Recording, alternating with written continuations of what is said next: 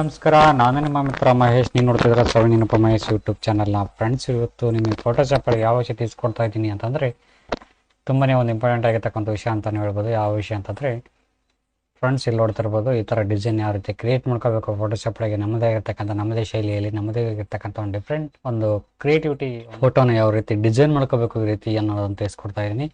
ಈ ಥರ ಒಂದು 4 ಶೇಪ್ಗಳನ್ನು 1 2 3 4 ಅಥವಾ 5 ಅಥವಾ 6 ಈ ಥರ ಒಂದಿಷ್ಟು ಸಣ್ಣಗಳ ಶೇಪ್ಗಳನ್ನು ರಚನೆ ಮಾಡಿಕೊಂಡು ಅದರೊಳಗೆ ಒಂದಿಷ್ಟು ಫೋಟೋಸ್ಗಳನ್ನು ಇನ್ಸರ್ಟ್ ಮಾಡೋದ್ರಿಂದ ಫೋಟೋಸ್ಗಳನ್ನು ಆ್ಯಡ್ ಮಾಡೋದ್ರಿಂದ ತುಂಬಾ ಒಂದು ಬ್ಯೂಟಿಫುಲ್ ಆಗಿ ಕಾಣ್ತಾ ಇರ್ತವೆ ಒಂದು ಫೋಟೋಸ್ಗಳು. ಅದಕ್ಕೋಸ್ಕರ ಈ ಥರ ಒಂದು ಡಿಸೈನ್ ಯಾವ ರೀತಿ ಕ್ರಿಯೇಟ್ ಮಾಡ್ಕೋಬೇಕು ಫೋಟೋಶಾಪ್ಗೆ ಅನ್ನೋದನ್ನು ಇವತ್ತು ನಾನು ನಿಮಗೆ ಬಿಡಿ ನಿಮಗೆ ತಿಳಿಸ್ಕೊಡ್ತಾ ಇದ್ದೀನಿ. ಬನ್ನಿ ವಿಡಿಯೋ ಸ್ಟಾರ್ಟ್ ಮಾಡೋಣ. ಫ್ರೆಂಡ್ಸ್, ನಾನೀಗ ಓಪನ್ ಮಾಡ್ತಾ ಇದ್ದೀನಿ 7.0 ಫೋಟೋಶಾಪ್ನ ಓಪನ್ ಮಾಡ್ಕೊಳ್ತಾ ಇದ್ದೀನಿ. ಇದರಲ್ಲಿ ನಾನು ರ್ಯಾಂಡಮ್ ಆಗಿ ಬೇಕಿರ್ತಕ್ಕಂಥ ಒಂದು ಪೇಜ್ನ ಕ್ರಿಯೇಟ್ ಮಾಡ್ಕೊಂಡಿದ್ದೀನಿ. ಈ ಥರ ಒಂದು ಪೇಜ್ನ ಕ್ರಿಯೇಟ್ ಮಾಡ್ಕೊಂಡಿದ್ದೀನಿ RGB ಕಲರಲ್ಲಿ. ಸೊ ಇವಾಗ ಇದರೊಳಗೆ ಒಂದು ಸೇಪ್ ರಚನೆ ಮಾಡ್ಕೋಬೇಕಾಗಿದೆ. ಸೇಪ್ ರಚನೆ ಮಾಡ್ಕೋಬೇಕಂತಂದರೆ ಇಲ್ಲಿ ರೆಕ್ಟ್ಯಾಂಗಲ್ ಟೂಲ್ ಇದೆ, ಇದನ್ನ ಕ್ಲಿಕ್ ಮಾಡ್ಕೊಳ್ಳಿ. ಕ್ಲಿಕ್ ಮಾಡ್ಕೊಂಡು ಈ ಒಂದು ಸೇಪ್ ಟೂಲ್ ಇದೆಯಲ್ಲ ಇದನ್ನ ಕ್ಲಿಕ್ ಮಾಡ್ಕೋಬೇಕಾಗುತ್ತೆ. ಈ ಒಂದು ಸೇಪ್ ಟೂಲ್ ಇದೆಯಲ್ಲ ಇದನ್ನ ಕ್ಲಿಕ್ ಮಾಡ್ಕೊಳ್ಳಿ. ಇದು ಪಾತ್ ಟೂಲು, ಇದು ಸೇಪ್ ಟೂಲು. ಸೊ ಇದನ್ನ ಕ್ಲಿಕ್ ಮಾಡ್ಕೊಳ್ಳಿ. ಕ್ಲಿಕ್ ಮಾಡ್ಕೊಂಡ ನಂತರ ಇಲ್ಲಿ ರೆಕ್ಟ್ಯಾಂಗಲ್ ಟೂಲ್ನ ಕ್ಲಿಕ್ ಮಾಡಿಕೊಂಡು ಇಲ್ಲಿ ರೌಂಡ್ ರೆಕ್ಟ್ಯಾಂಗಲ್ ಟೂಲ್ ಇದೆಯಲ್ಲ ಎರಡನೇ ಆಪ್ಷನ್ಸು, ಇದನ್ನ ಕ್ಲಿಕ್ ಮಾಡ್ಕೊಳ್ಳಿ.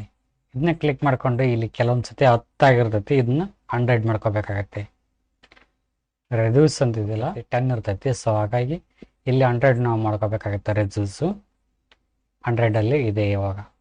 ಸೊ ನೀವು ನಿಮ್ಮ ಕಡೆ ನಿಮ್ಮ ಫೋಟೋಶಾಪ್ ಒಳಗೆ 10 ಇದ್ನಪ್ಪ ಅಂದರೆ 10 20 30 ಈ ಥರ ಇರ್ತೈತಿ. ಸೊ ಹಾಗಾಗಿ ಸೆಟ್ ಮಾಡ್ಕೊಂಡ ನಂತರ ಈ ಥರ ಒಂದು ರಚನೆ ಮಾಡ್ಕೋಬೇಕಾಗುತ್ತೆ. ರಚನೆ ಮಾಡೋಕ್ಕೂ ಮೊದಲೇ ಈ ಥರ ಅಂದರೆ ಬೇರೆ ಕಲರ್ ನಿಮಗೆ ಬೇಕಾಗಿತ್ತು ಅಂತಂದರೆ ಬೇರೆ ಕಲರ್ನ ಇಲ್ಲಿ ಚೂಸ್ ಮಾಡಿಕೊಂಡು ರಚನೆ ಮಾಡ್ಕೋಬೇಕಾಗುತ್ತೆ. ಓಕೆ, ಈ ಥರ ಒಂದು ರಚನೆ ಮಾಡ್ಕೊಳ್ಳಿ. ಈ ಥರ ಒಂದು ಸೇಪ್ನ ರಚನೆ ಮಾಡ್ಕೊಳ್ಳಿ.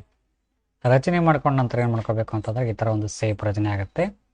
ಮತ್ತು ರೆಕ್ಟ್ಯಾಂಗಲ್ ಟೂಲ್ ಕ್ಲಿಕ್ ಮಾಡಿಕೊಂಡು ಇಲ್ಲಿ ಒಂದು ಅರ್ಧ ಸೇಪ್ನ ರಚನೆ ಮಾಡ್ಕೋಬೇಕಾಗುತ್ತೆ. ಈ ಥರ ಒಂದು ಸೇಪ್ನ ರಚನೆ ಮಾಡ್ಕೋಬೇಕಾಗುತ್ತೆ. ಯಾಕಂದ್ರೆ ಸಣ್ಣದೊಂದು ಈ ಥರ ಒಂದು ಸಣ್ಣದೊಂದು ಆಯತಾಕೃತಿನ ರಚನೆ ಮಾಡ್ಕೋಬೇಕಾಗುತ್ತೆ. ಯಾಕಂತಂದರೆ ನಮಗೆ ಇಲ್ಲಿ ಆಯತಾಕೃತಿ ಬೇಕಾಗಿರ್ತೈತಿ.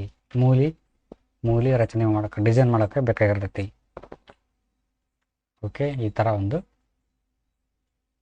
ಸ್ವಲ್ಪ ಡಿಫ್ರೆಂಟಾಗಿ ಕಾಣಲಿ ಅಂತೇಳಿ ಸೊ ಹತ್ರ ತಗೊಂಬಂದು ಕಸಿ ಇದನ್ನ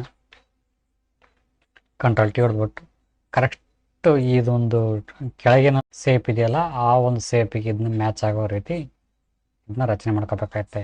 ಓಕೆ, ಇದನ್ನ ಸೇಪ್ ಟು ಇದನ್ನ ರಚನೆ ಮಾಡ್ಕೊಂಡು ಸೆಲೆಕ್ಷನ್ ಮಾಡಿಕೊಂಡು ಅಲ್ಟ್ ಹಿಡಿದು ಮತ್ತೆ ಒಳ್ಳೆ ರಿಟರ್ನು ಈ ಕಡೆ ತಗೊಂಬರ್ಬೇಕಾಗತ್ತೆ.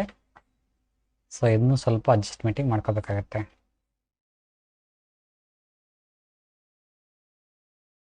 ಓಕೆ, ಈ ಥರ ಒಂದು ರಚನೆ ಆದ ನಂತರ ಏನು ಮಾಡ್ಕೋಬೇಕು ನೆಕ್ಸ್ಟ್ ಅಂತಂದರೆ ಓಕೆ, ಈ ಥರ ಒಂದು ರಚನೆ ಆಗಿದೆ. ಇವಾಗ ಈ ಒಂದು ಲೇಯರು ಎಲ್ಲರೂ ಮರ್ಜ್ ಮಾಡ್ಕೊಂಬಿಡೋಣ. ಇವಾಗ ಸೆಲೆಕ್ಷನ್ ಮಾಡಿಕೊಂಡು ಈ ಥರ ಸೆಲೆಕ್ಷನ್ ಮಾಡಿಕೊಂಡು ಈ ಒಂದು ಸೇಪ್ ಟೂಲ್ ಇದೆಯಲ್ಲ ಸೇಪ್ ಇದೆಯಲ್ಲ ಇವನ್ನ Ctrl E ಹೊಡೆದ್ಬಿಟ್ಟು ಮರ್ಜ್ ಮಾಡ್ಕೊತಾ ಇದ್ದೀನಿ, ಅಂದರೆ ಕೂಡಿಸ್ತಾ ಇದ್ದೀನಿ. ಓಕೆ, ಆ ಒಂದು ಲೇಯರ್ ಇವಾಗ ಕೂಡಿದೆ. ಇಷ್ಟಾದ ನಂತರ ನೆಕ್ಸ್ಟ್ ಏನು ಮಾಡ್ಕೋಬೇಕಂತಂದರೆ ಇಲ್ಲಿ ಒಂದು ಲೇಯರ್ನ ಸೆಲೆಕ್ಷನ್ ಮಾಡಿಕೊಂಡು ಅಲ್ಟ್ ಹಿಡಿದು ಕಾಯಿಸಿ ಈ ಲೇಯರ್ನ ಡೂಪ್ಲಿಕೇಟ್ ಲೇಯರ್ ಮಾಡ್ಕೋಬೇಕಾಗತ್ತೆ. ಓಕೆ, ಈ ಥರ ಇನ್ನೊಂದು ಡೂಪ್ಲಿಕೇಟ್ ಲೇಯರ್. ಸೊ ನಿಮ್ಗೆ ಎಷ್ಟು ಬೇಕಾಗುತ್ತೋ ಅಷ್ಟು ನೀವು ಲೇಯರ್ನ ಡೂಪ್ಲಿಕೇಟ್ ಲೇಯರ್ ಮಾಡ್ಕೋಬೇಕಾಗತ್ತೆ. ಇದನ್ನ ಸ್ವಲ್ಪ ಈ ಕಡೆ ಸರಿಸ್ಕೊಳ್ಳಿ, ಸ್ವಲ್ಪ ಡಿಫ್ರೆಂಟಾಗಿ ಕಾಣಲಿ ಅಂತೇಳಿ. ಕೆಳಗಿನ ಲೇಯರ್ನ ಸೆಲೆಕ್ಷನ್ ಮಾಡ್ಕೊಳ್ಳಿ, ಸ್ವಲ್ಪ ಈ ಕಡೆ ಇದನ್ನು ಸರಿಸ್ಕೊಳ್ಳಿ. ಕೆಳಗಿನ ಲೇಯರ್ನ ಸೆಲೆಕ್ಷನ್ ಮಾಡ್ಕೊಳ್ಳಿ, ಅದನ್ನು ಸ್ವಲ್ಪ ಈ ಕಡೆ ಸರಿಸ್ಕೊಳ್ಳಿ. ಓಕೆ, ಎಲ್ಲನೂ ಇವಾಗ ರಿಟರ್ನ್ ಮರ್ಜ್ ಮಾಡ್ಕೊಳ್ಳೋಣ. ಸೆಲೆಕ್ಷನ್ ಮಾಡ್ಕೊಳ್ಳೋಣ. ಇವಾಗ ಸೆಲೆಕ್ಷನ್ Ctrl E ಎಲ್ಲನೂ ಸೇಪ್ ಮರ್ಜ್ ಆದವು. ಸೊ ಈ ಥರ ಆಯಿತು. Ctrl T ಹೊಡೆದ್ಬಿಟ್ಟು ಸ್ವಲ್ಪ ಅಡ್ಜಸ್ಟ್ಮೆಂಟಿಂಗ್ ಮಾಡ್ಕೊಳ್ಳೋಣ ಈ ಥರ. ಓಕೆ, ಎಂಟರ್ ಹೊಡೆದ ನಂತರ Ctrl T ಹೊಡೆದ್ಬಿಟ್ಟು ಸ್ವಲ್ಪ ರೋಟೇಟ್ ಮಾಡ್ಕೊಳ್ಳೋಣ. Rectangle rotate.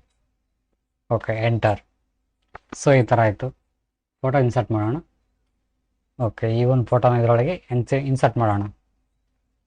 ಓಕೆ, ಸೆಲೆಕ್ಷನ್ ಮಾಡ್ಕೊಳ್ಳಿ. Control A, control C, control W, control V. Okay, control V ನಂತರ ಕಂಟ್ರೋಲ್ ಆಲ್ಟ್ ಜಿ ಹೊಡೀರಿ. ಅದರೊಳಗೆ ಫೋಟೋ ಆ್ಯಡ್ ಆಗುತ್ತೆ, ಅಂದರೆ ಸೇಪ್ ಒಳಗೆ ಆ್ಯಡ್ ಆಗುತ್ತೆ. ಓಕೆ, ಚೆನ್ನಾಗಿದೆ ಫೋಟೋ ಎಷ್ಟು. ಓಕೆ, ಇದನ್ನ ಇವಾಗ ಈ ಒಂದು ಲೇಯರ್ ಸೆಲೆಕ್ಷನ್ ಮಾಡ್ಕೋಬೇಕಾಗುತ್ತೆ. ಯಾವ ಲೇಯರ್ ಅಂತಂದರೆ ಸೇಪ್ ಟೂಲ್ ಇದೆಯಲ್ಲ, ಸೇಪ್ ಲೇಯರ್ ಇದೆಯಲ್ಲ, ಈ ಒಂದು ಲೇಯರ್ ಕೆಳಗಿನ ಲೇಯರ್ ಇದನ್ನ ಈ ಸೇಪ್ ಲೇಯರ್ನ ಕ್ಲಿಕ್ ಮಾಡ್ಕೊಳ್ಳಿ. ಸೆಲೆಕ್ಷನ್ ಮಾಡ್ಕೊಂಡ ನಂತರ ಇಲ್ಲಿ ಬಂದ್ಬಿಟ್ಟು ಕ್ಲಿಕ್ ಮಾಡ್ಕೊಂಡು ಬ್ಲೆಂಡಿಂಗ್ ಆಪ್ಷನ್ಸ್ ಕ್ಲಿಕ್ ಮಾಡ್ಕೊಳ್ಳಿ. ಬ್ಲೆಂಡಿಂಗ್ ಆಪ್ಷನ್ಸ್ ಕ್ಲಿಕ್ ಮಾಡ್ಕೊಂಡು ಬೇವೆಲ್ ಆ್ಯಂಡ್ ಅಂಬೋಸ್ ಅಂತ ಇದೆಯಲ್ಲ, ಇದನ್ನ ಕ್ಲಿಕ್ ಮಾಡ್ಕೊಳ್ಳಿ. ಕ್ಲಿಕ್ ಮಾಡಿಕೊಂಡು ಇಲ್ಲಿ ಅಂಬೋಸ್ ಇದನ್ನ ಕ್ಲಿಕ್ ಮಾಡ್ಕೊಳ್ಳಿ. ಈ ಥರ ಸ್ವಲ್ಪ ಎಳ್ಕೊಳ್ಳಿ, ಸೈಜ್ ಸ್ವಲ್ಪ ಈ ಥರ.